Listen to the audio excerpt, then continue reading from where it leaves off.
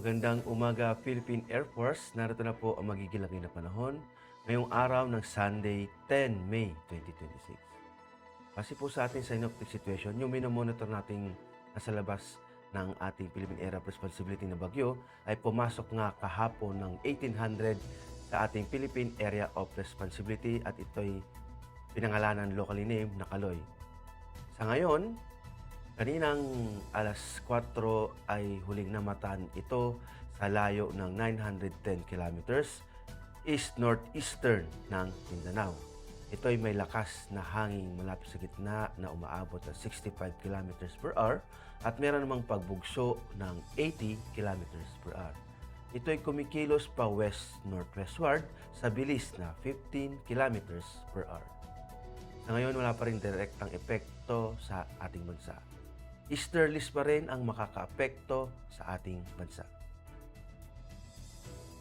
At para naman sa track at intensity ni Tropical Storm Kaloy, makikita natin na mamayang hapon ay ito'y magda-downgrade as a tropical depression at inaasahan bukas ng hapon ay ito'y magiging low pressure area na lamang.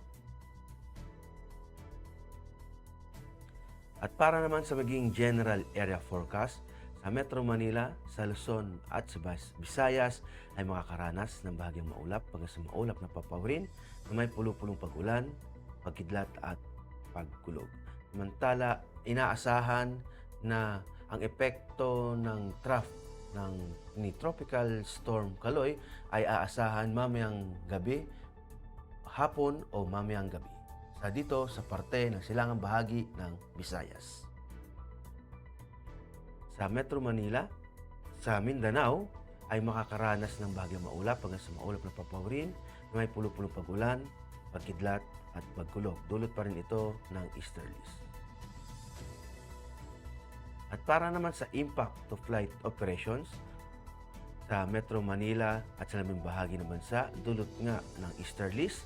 Ang main hazard nito ay yung warm and humid air na nanggagaling sa Pacific na nag-enhance sa mga convective activity. Ang impact nito sa rotary, localized thunderstorms and light turbulence na makakaapekto sa operations lalong-lalo na sa inland at mamayang hapon. Sa fixed wing naman, generally fair with possible isolated CVs causing short-term delays or turbulence.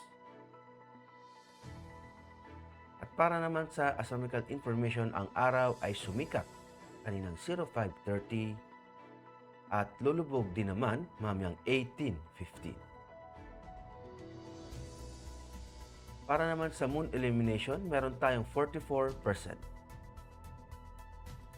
At para nga manatiling updated sa lagay at pagtaya ng panahon, i-follow lamang ang Air Force Weather Center sa mga social media accounts. Sa ngala ng aming commanding officer na si Colonel Alvin Jan Cugador, POP JC, ako po si Technical Sergeant Brian Benedict B. Arcilla, Weather Broadcaster ng Air Force Weather Center. Maraming salamat po.